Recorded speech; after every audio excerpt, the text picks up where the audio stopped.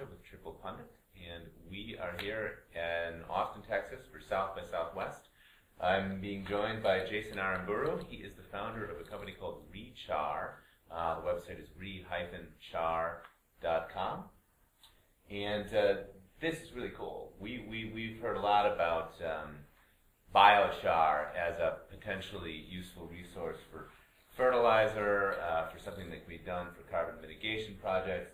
But Jason knows a lot more about that than I do, so I'm going to let you just get into it. Tell me a little bit about what you're doing. Yeah, so re-char is a for-profit social enterprise in the biochar space. And our mission is to sequester carbon and grow more food. So we've been working out in Western Kenya with small farmers, helping them to use biochar, developing technology for them. But now we're going after the actual market in the U.S., domestic horticulture and domestic agriculture, because we think there's huge potential for biochar here. And so we just launched this new product called Black Revolution, which is the world's first carbon-negative, soilless growing media. So it's actually a replacement for soil made from biochar. This is fantastic. Tell me what that means to be carbon negative. So biochar is considered carbon negative because it's made from material that normally just rots or decomposes, things like wood chips, corn husks. In Kenya, they actually burn a lot of that waste. But any way you look at it, the waste traditionally just turns into CO2. But when you make it into charcoal, charcoal is actually really hard to decompose. There aren't many microorganisms that can break it down easily. And so when you put biochar into soil, we find it actually stays there for potentially thousands of years. So globally, there was an article in Nature about 2 years ago that said if biochar is used all over the world, it has the potential to sequester about 12% of our CO2 emissions every year. Okay. So that's the upper limit, but very huge potential. Now what about the source? We're not talking about cutting down trees to make this biochar. We're talking primarily agricultural waste and so on? Exactly. Things like sugarcane leaves. Those are a really good source of feedstock, actually, because they're mostly just burned in the field right now. It doesn't make sense to cut down trees that are already growing. That totally defeats the carbon benefit, and it's just not cost effective. But we use things like also coconut waste, corn waste, some type of wood waste from lumber mills, that sort of thing.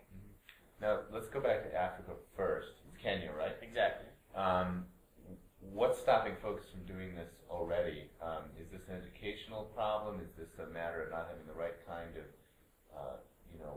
device that creates the char? It's both. Education's a big component. People just haven't heard about this. People don't even really know how charcoal's made, even though they use it every day for fuel in Kenya. So education is a big challenge. But also, to make really good biochar, you need to make the charcoal at a high temperature, around 400 to 500 degrees centigrade. And so for that, you need a special device called a kiln, which we produce. So it's really both components. Now, is the Kenya side of your operation a for-profit as well? It is. So it's a wholly owned subsidiary of our company, and it's a for-profit.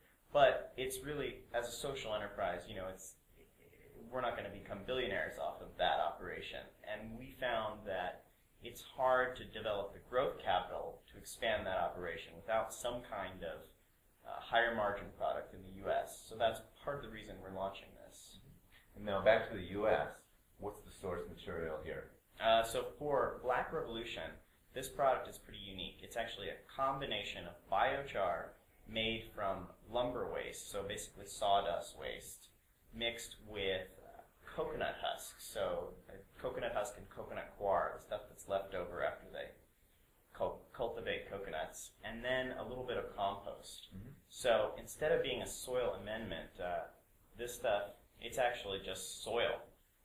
Check it out, right? Yeah, it looks like soil. Yeah, it smells like soil, it acts like soil. You could grow plants directly in this bag, but there's actually no dirt in here. Now, this sounds like a cool way to source your product. Do you have to pay to acquire this stuff, or is this stuff that these companies are happy to get rid of? At this point, we get it for free, which is great, and I think we can continue getting it for free. May even be able to get a little bit of a tipping fee off of it. But it's we are all about making products from waste. Fantastic.